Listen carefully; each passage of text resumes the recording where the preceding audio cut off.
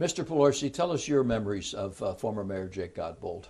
Well, they first started in when I made president in 1979 of the Turn-Order Police.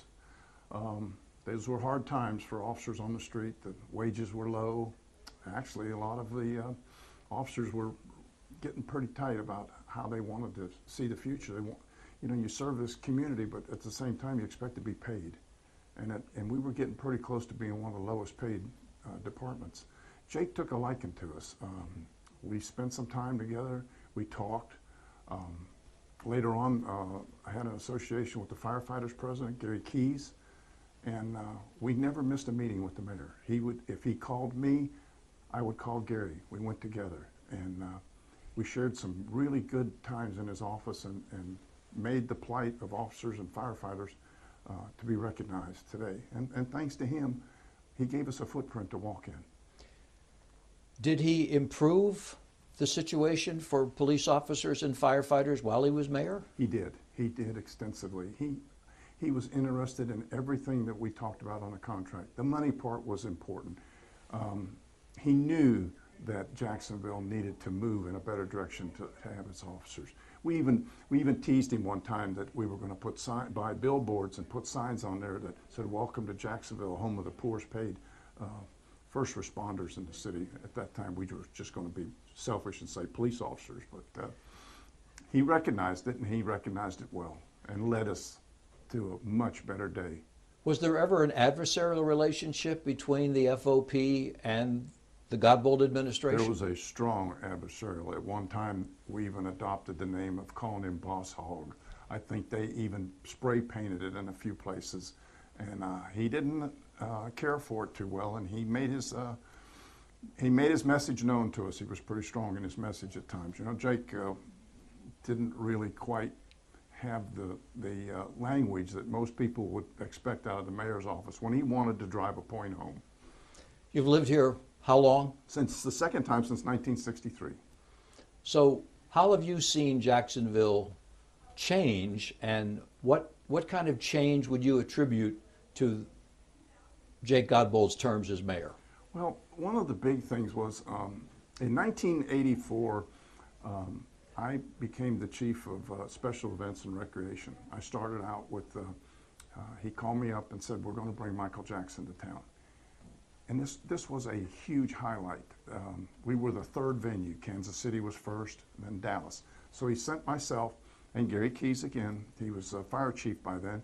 He sent us to look at the program of how they were putting the stadium together to do the Michael Jackson show.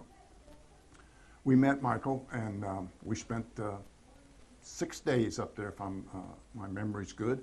And I think I saw you the first night of the first show, and I said, "Tom, tell the people in Jacksonville they're going to get a show." And they got a show. And it kind of highlighted that Jacksonville, when you think about Kansas City and then Dallas, as big as Dallas is, then you bring it to Jacksonville. And when they left Jacksonville, they went to Miami and then on to New York. So we were kind of the show place in the South at that time. And it was all about raising Jacksonville's self-esteem. Absolutely. He was devoted to overcoming what he saw as Jacksonville's inferiority complex. And there were some strong obstacles there. This was, we had some odor problems. We had things that Jacksonville was called the little city on the other side of the Georgia line.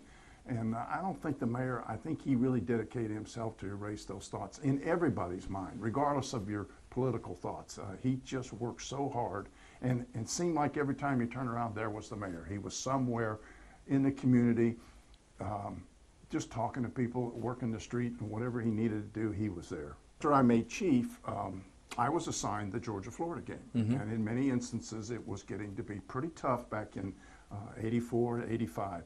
So in 86, he said to me, he says, "I want you to go over there," and he says, "I want you to come up with a plan. I want you to have that Gator Bowl as rock solid in security. I don't want any more incidents on the street. I don't want any goalposts taken down."